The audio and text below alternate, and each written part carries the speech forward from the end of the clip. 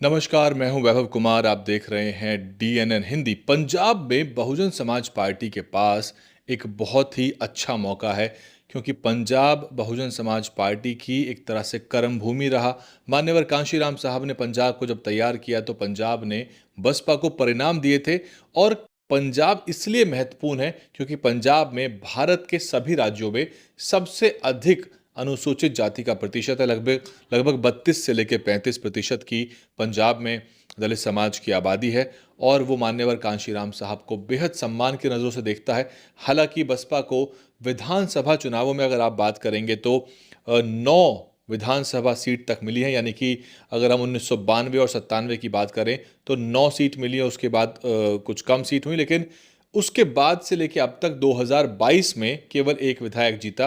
और 2022 से पहले के 3-4 चुनाव में बसपा को कोई भी सफलता हाथ नहीं लगी। ये खबर मैं इसलिए लेकर आया हूं क्योंकि पंजाब में पहली बार रामजी गौतम प्रभारी के रूप में गए हैं। और रामजी गौतम जो हैं, उनकी तस्वीर आपके स्क्रीन पर है। स्वागत हुआ और उन्होंने अपना कार्यभार संभाला। लेकिन ये बहाना है आपको बताने के लिए, क्योंकि 117 विधानसभा वाली जो विधानसभा है, सीटों वाली जो विधानसभा है पंजाब की, वहाँ पर आम आदमी पार्टी का एक मुश्त कब्जा हो गया है।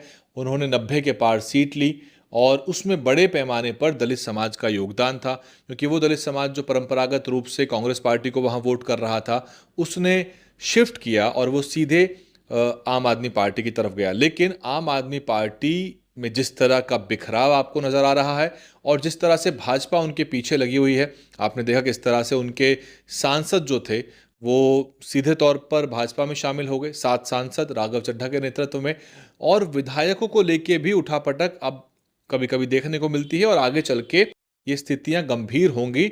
और जहां तक नजर आ रहा है, पंजाब ने आम आदमी पार्टी को देख लिया। आम आदमी पार्टी एक राजनीति में प्रयोग थी। और ये प्रयोग हुआ क्यों था? जब उत्तर प्रदेश में बसपा की सरकार चल रही थी 2007 से 12 की, तब दिल्ली में कांग्रेस पार्टी की पूर्ण बहुमत की सरकार होने के बावजूद भी 2008 के विधानसभा चुनाव में बसपा को दिल्ली में 14% का वोट मिल गया। और अब आने वाले चुनाव में ये संभावना पैदा हो रही थी कि अगर ये ग्राफ ऐसे ही बढ़ता है तो यहाँ कांग्रेस का विकल्प बसपा और उसके सहयोगी पार्टी बन सकती हैं। और अगर दलित मुस्लिम फैक्टर जुड़ जाता है, उसको तोड़ने के लिए देश की जो ताकतें हैं जो नहीं चाहती कि बसपा ग्रो करे या फिर एक दलितों की पार्टी ग्रो कर पाए, आम आदमी पार्टी का जन्म हुआ था अन्ना आंदोलन और आरएसएस बीजेपी के लोगों को कुल मिला के ढूंढ ढांड के, और उनको सब एक जमावड़ा दिल्ली में हुआ और लोकपाल की बात हुई। इन सब मुद्दों से निकल के आम आदमी पार्टी का जन्म होता है। उसका एक काम था, उसका काम था कि कांग्रेस से सत्ता जो बसपा के पास ना जाए। और उन्होंने 2-3 कार्यकाल यहाँ दिल्ली में चलाए और अंततः वो उनका जो होना था वो हो गया। दिल्ली की सत्ता से वो बाहर चले गए। अब पंजाब की सत्ता से भी वो बाहर जाएंगे ऐसा दिख रहा है। और पंजाब में जो उनका बम्पर मेजॉरिटी उनके पास है वो खत्म हो जाएगी। बीएसपी के पास मौका है कि वो वहाँ पर वापस कमबैक कर सकती है। नछत्तर पाल के रूप में उनके एकमात्र विधायक हैं जो पार्टी के साथ बने हुए हैं। वो तस्वीरों में आपके साथ स्क्रीन पे नज़र भी आए थे जब रामजी गौतम गए तो उनका स्वागत के लिए।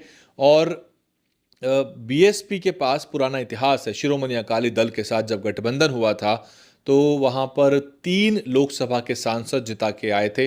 खुद मान्यवर कांशीराम साहब होशियारपुर के सांसद बने और अन्य जो नेता हैं वो भी सांसद बने। तो लेकिन बीएसपी का जो ग्राफ था वो घटा आगे चल के।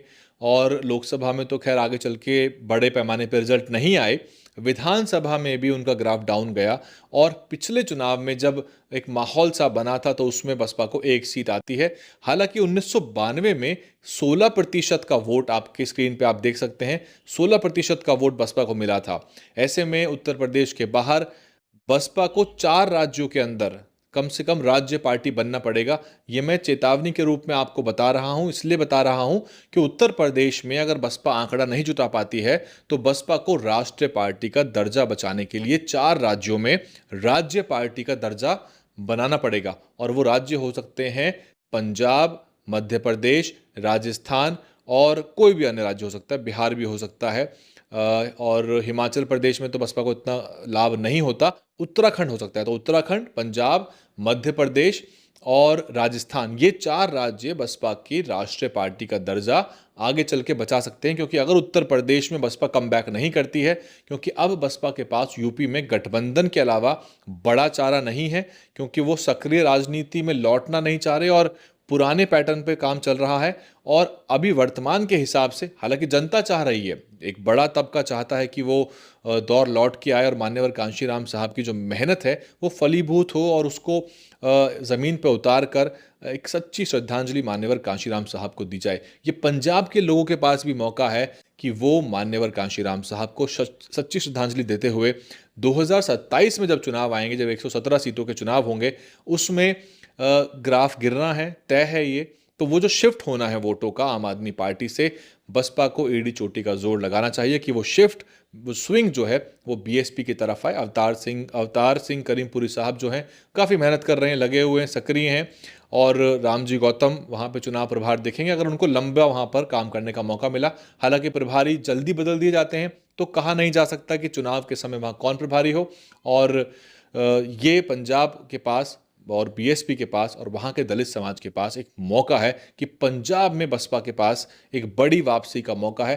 3, 4, 5 विधायक भी आपके लिए बहुत महत्वपूर्ण साबित हो सकते हैं। उदाहरण दे देता हूँ, तमिलनाडु का उदाहरण देख लीजिए।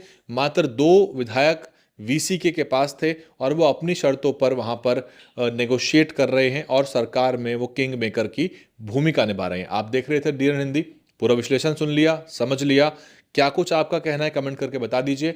और हमारे 70% दर्शक जो हैं वो नॉन सब्सक्राइबर हैं, यानी कि आप देखते हैं लेकिन सब्सक्राइब नहीं करते, इसलिए सब्सक्राइब करिए। और अगर चैनल को सपोर्ट करना चाहते हैं तो नीचे एक ज्वाइन बटन है, इसमें अलग अलग लेवल हैं जिसमें आप मंथली कुछ कंट्रीब्यूशन चैनल को दे सकते हैं। अपने डेबिट कार्ड की डिटेल भरिए और एक छोटा सा लेकिन रेगुलर कंट्रीब्यूशन, हमें 10,000 या 50,000 देने वाले लोग मौजूद हैं, लेकिन वन टाइम कंट्रीब्यूशन से भी ज़्यादा महत्वपूर्ण आपका रेगुलर कंट्रीब्यूशन होता है। आपके ऊपर वजन नहीं पड़ेगा, लेकिन चैनल को अगर 50, 100, 200 लोग अगर कंट्रीब्यूट करते हैं तो हमारी क्षमता बढ़ेगी। दोबारा हाजिर होंगे। इस रिपोर्ट को शेयर करिए, लाइक करिए और चैनल को सब्सक्राइब जरूर करिए। यूट्यूब पे जो आंकड़ा है सब्सक्राइबर का, उसको बढ़ाना है। आप सब लोग लाखों की संख्या में देख रहे हैं लेकिन सब्सक्राइब नहीं कर रहे। डीएनएन हिंदी को सब्सक्राइब करने के लिए दबाएं लाल रंग का सब्सक्राइब बटन और घंटी का बटन दबाकर ऑल नोटिफिकेशन पर क्लिक करें। चैनल को जिंदा रखने के लिए नीले रंग का ज्वाइन बटन दबाकर चैनल को आर्थिक सहयोग करें।